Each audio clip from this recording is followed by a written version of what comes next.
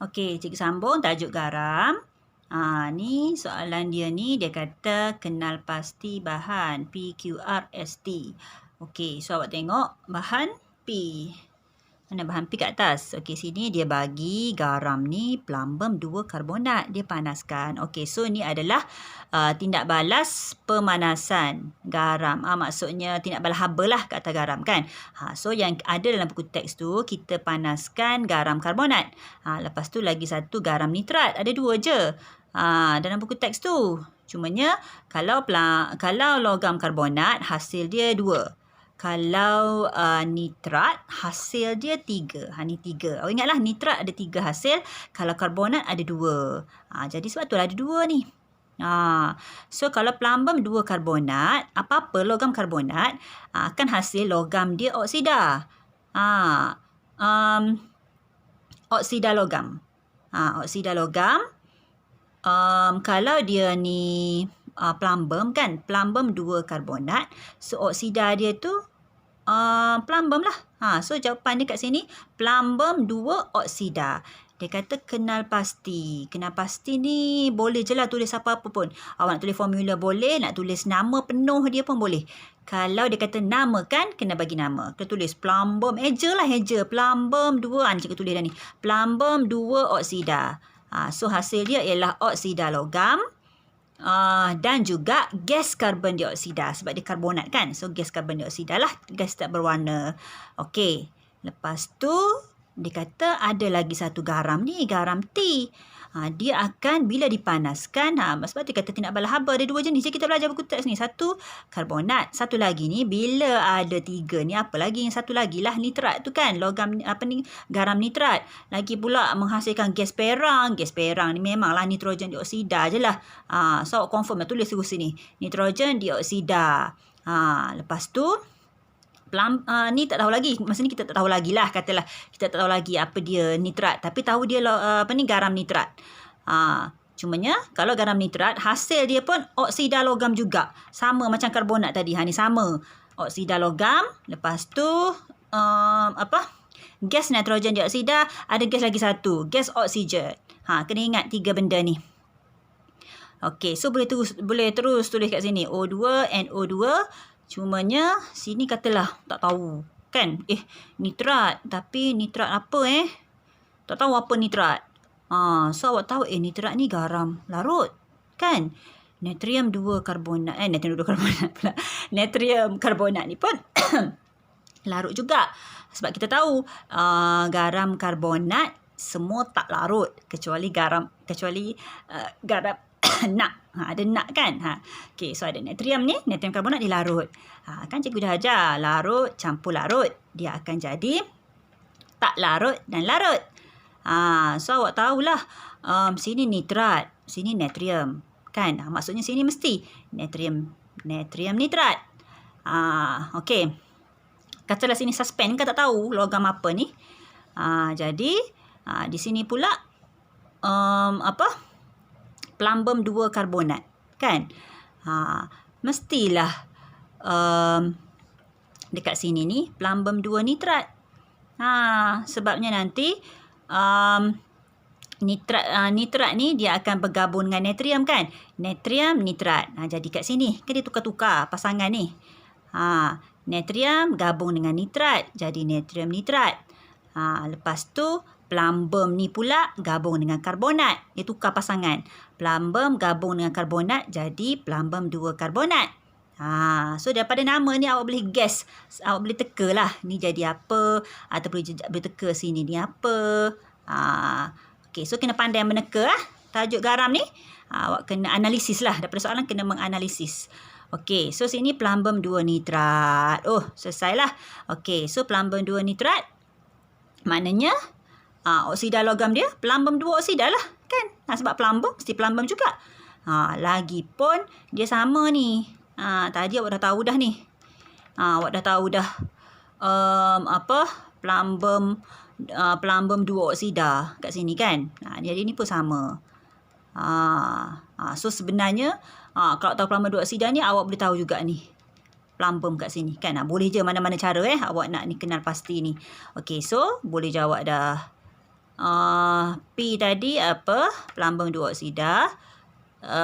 Lepas tu Q. Mana Q? Ni Q. Nitrogen dioksida. Aja pun boleh. Buat formula pun boleh. Lepas tu R. Gas oksigen. S. Gas karbon dioksida. Lepas tu T. Plumbum 2 nitrat. Okey, penuh. Dapatlah 5 markah. Okey. Sebab ada 5 ni kan. Sebabnya dia 9 markah. Jadi sini ni mesti 4 markah ni. Okey, garam T ni plumbum 2 nitrat adalah pepejal berwarna putih. Terangkan satu ujian kimia untuk menghasilkan kehadiran anion. Okey, yang ni pun cikgu dah ajar dulu. Nak hasilkan anion ni. Okey, anion ni ada 3 lah. Ada 4 sebenarnya yang glamour ada 4 anion.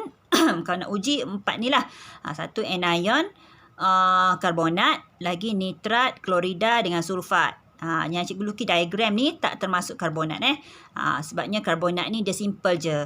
Awak ada satu larutan tu, larutan X, tak tahu larutan apa, awak campur je dengan apa-apa asid.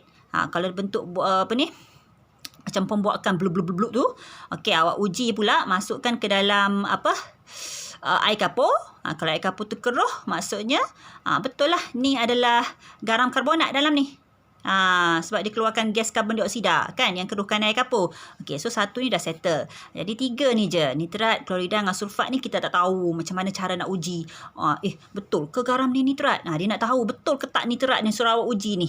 Dia suruh awak pastikan, sahkan betul tak nitrat dalam ni. So kalau nak pastikan, ni contoh lah yang apa, yang cikgu ajar dah dulu kan. Maksudnya kita nak tentukan cara nak bubuh apa tu. So letak dulu sini nitrat dulu. Okey, lepas nitrat awak letak klorida. Tulislah nitrat ni kat ion nitrat, ion klorida, sini sulfat. Lepas tu buat bulatan ni lah. Buat bulatan ni ada cerita tu kan, ingat tak? Hasrat agung, haji bakhil, hendak fitrah harta. Ingatlah, hasrat agung, haji bakhil, hendak fitrah harta. Okey, so bila awak tulis ni, maksudnya kalau awak nak tentukan ion klorida, contohnya, awak kena bubuh apa? Tengok yang ni. Nak tentukan ion klorida, jangan tengok yang ni, tengok yang sebelum dia ni. So mula-mula masukkan 2 ml ke, bolehlah awak cakap kuantiti sikit je. 2 ml HNO3 ni, asid nitrik lah kan. Masukkan 2 ml asid nitrik. Kemudian masukkan 2 ml pula agentum nitrat, larutan agentum nitrat. Mendapatkan putih terhasil. Menunjukkan kehadiran ion klorida. Tu cara nak jawab ni soalan ni. Sekarang ni awak nak uji nitrat kan. So nak uji nitrat kena guna yang ni. So awak akan gunakan 3 larutan ni. So mula-mula masukkan 2 ml ni lah H2SO4 ni kan. So ni adalah asid sulfurik. Asid sulfurik cair. Mula-mula asid sulfurik cair. Lepas tu masukkan 2 ml larutan ferrum 2 sulfat. Okey, lepas tu titiskan beberapa titik asid sulfurik pekat dengan berhati-hati ke dinding tabung uji tu masukkan sini, titis-titis je. Okey, lepas tu akan terbentuk cincin perang menunjukkan kehadiran ion nitrat. Kena tulis tu. Ayat akhir tu menunjukkan kehadiran ion nitrat tu penting. Dia semua ada dalam skema tu. So sini ni berapa markah tadi? 4 kan tinggal. So awak masukkan 3 jenis larutan ni, asid sulfurik cair, ferrum 2 sulfat, lepas tu beberapa titik asid sulfurik pekat. Ni 3 markah lah. Mungkin 3 markah lah. Saya tak ingat skema dia, tak apalah. Yang penting ni lah. So di sini 3 markah.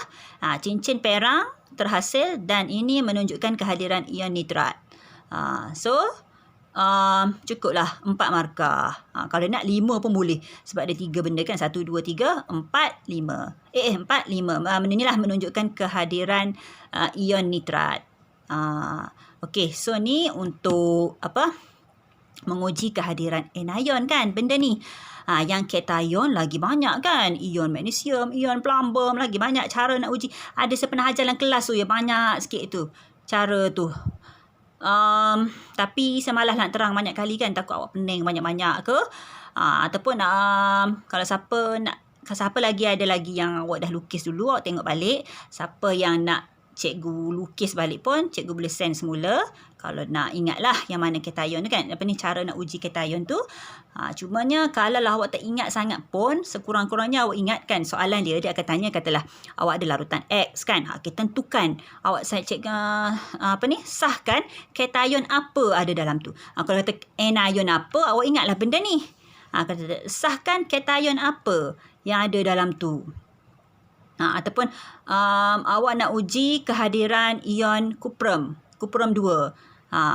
Apakah terangkan ujian kimia yang perlu dijalankan untuk mengesahkan benda dalam ni ada ion kuprum 2. Contoh kuprum 2 tu cation lah kan. So kalau cation ni cerita dia panjang sikit. Cumanya awak ingatlah dia kena tambah kalau cation ni 2 je. Larutan sama ada awak guna amonia ataupun larutan natrium amonia NH3 amonia ataupun awak guna larutan natrium hidroksida.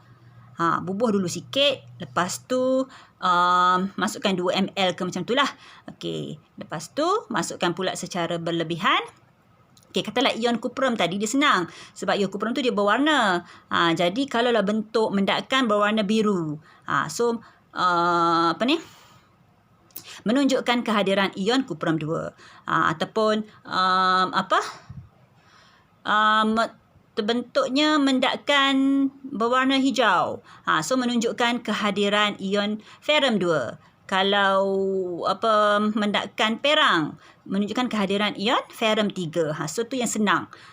So kalau keluar yang tu senanglah untuk awak jawab sebab dia ion berwarna kan. Cuma awak pilih je, awak masukkan 2 larutan ni, pilih mana-mana, masukkan secara berlebihan. Awak ingatlah ion kuprum 2 tu mendakan biru terbentuk, menunjukkan kehadiran ion kuprum 2. Kena ada mengesahkan ion apa tu. Tapi kalau mendakan putih dia banyak sikit, dia ada macam-macam ion. So tak apalah, cikgu tak nak cerita dulu yang tu. Kalau siapa nak diagram tu nanti cikgu bagi semulalah. Okey.